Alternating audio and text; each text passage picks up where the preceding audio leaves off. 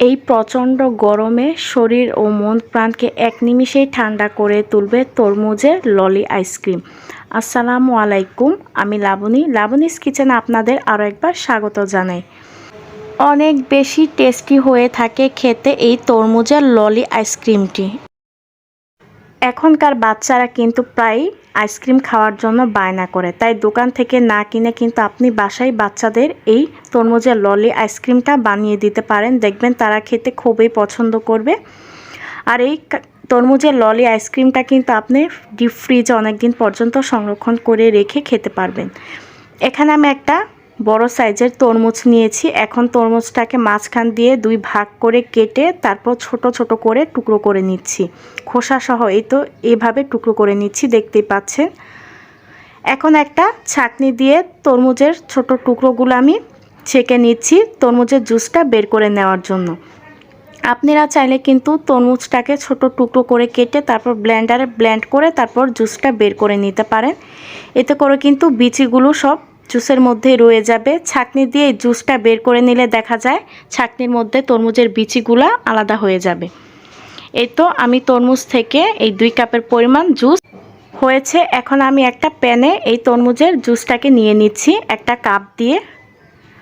2 cup পরিমাণ আমার তরমুজের জুস হয়েছে, আপনাদের আরও কম বা বেশি হতে পারে। এখন এখানে আমি হাফ কাপ চিনি অ্যাড করে দিচ্ছি। দিয়ে দিচ্ছি আমি 1.5 চা চামচ কর্নফ্লাওয়ার। এখন তরমুজের জুসের সঙ্গে এগুলো মিশিয়ে নিব ভালোভাবে একটা চামচ দিয়ে নেড়ে চেড়ে।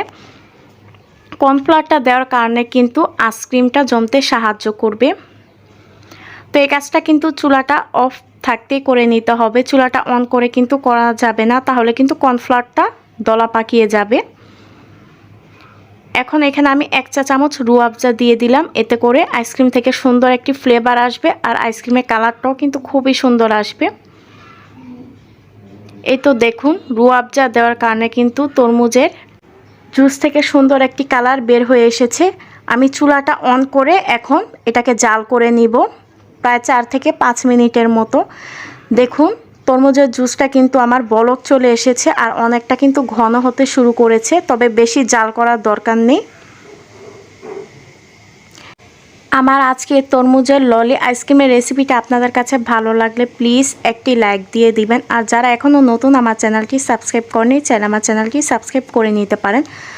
এখন আমি চুলা থেকে হাঁড়িটা নামিয়ে তরমুজের জুসটাকে হালকা একটু ঠান্ডা করে নিলাম। এখন একটা আইসক্রিমের মোল্ড নিয়েছি, আপনারা চাইলে যে কোনো আইসক্রিমের মোল্ডে নিতে পারেন। এখন আমি একটা কাপ দিয়ে তরমুজের জুসগুলো আইসক্রিমের মোল্ডে দিয়ে দিচ্ছি।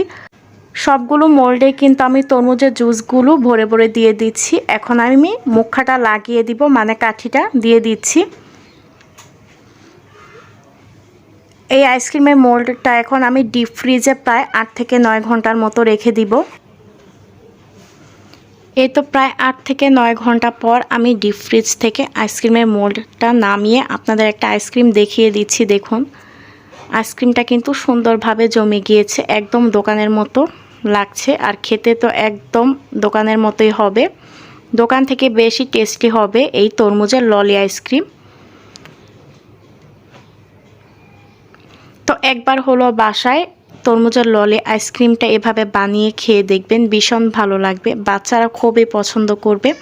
এখন তো তরমুজের সিজন চলছে, তাই কষ্ট করে দোকান থেকে না কিনে ঘরেই কিন্তু আপনি চাইলে ঝটপট এই তরমুজের ললি আইসক্রিম তৈরি করে নিতে পারবেন। আজকের মতো এখানেই বিদায় নিচ্ছি, সবাই ভালো থাকবেন, সুস্থ থাকবেন, আল্লাহ হাফেজ।